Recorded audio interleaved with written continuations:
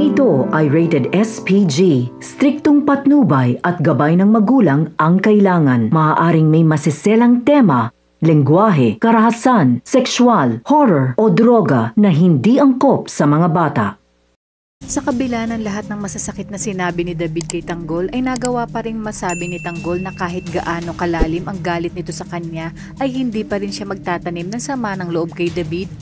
Nalingid nga sa kaalaman ni Tanggol na sukdulan na rin pala ang kasamaan ni David at pagkaganid para lang sa pera at kayamanan na para kay Tanggol.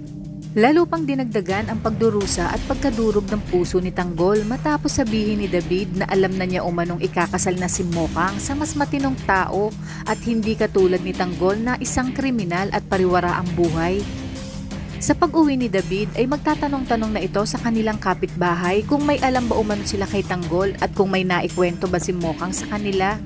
Dito ay sinabi ng kapitbahay na wala silang alam kaya't sinabi ni David na magagawa niya pa ng paraan para di tuluyang mabuko ni Mokang na siya ang nagpapanggap na anak ni Ramon. Sa pag-uwi ni Rigor ay pagsasabihin niya si Santino na naipakulong na niya si Tanggol kung kaya't wag nitong sundin ang yapak ni Tanggol kung ayaw nitong mapariwara ang kanyang buhay. Muling magkakaroon ng tensyon sa pagitan ni Rigor at Tinding. Sasabihin ni Tinding na buong akala umano ni Rigor ay bayani na siya sa ginawa nitong pagpapakulong kay Tanggol. Pasigaw namang sasagot si Rigor na hindi lang ang pamilya niya ang tinulungan niya, kundi ang ibang taong bibiktimahin pa ng demonyong apo ni Tinding na si Tanggol. Nagpasalamat na nga si Tanggol sa kanyang ninong Mando dahil pinatakas siya nito. Kaya naman sinabi ni Mando na alam naman umano ni Tanggol na bata pa lang siya ay anak na talaga ang turing niya dito. Dito na rin hindi mapigilang masabi ni Mando ang tungkol sa tunay na pagkatao ni Tanggol na hindi nga ito anak ni Rigor at si Tanggol ay biktima ng panggagahasa ng isang Ramon Montenegro na napatay nga ni Rigor kamakailan.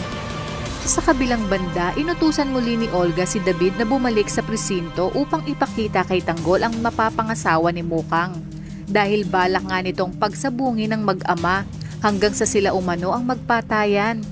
Sa inyong palagay, mas lalo kayang kamumuhian ni Tanggol si Ramon sa oras na malaman niyang ito pala ang kanyang ama na siyang gumahasa sa kanyang nanay Tess? Kung kaya't siya ang pumasan ng cross ng Kalbaryo na ipiniramdam sa kanya ni Rigor.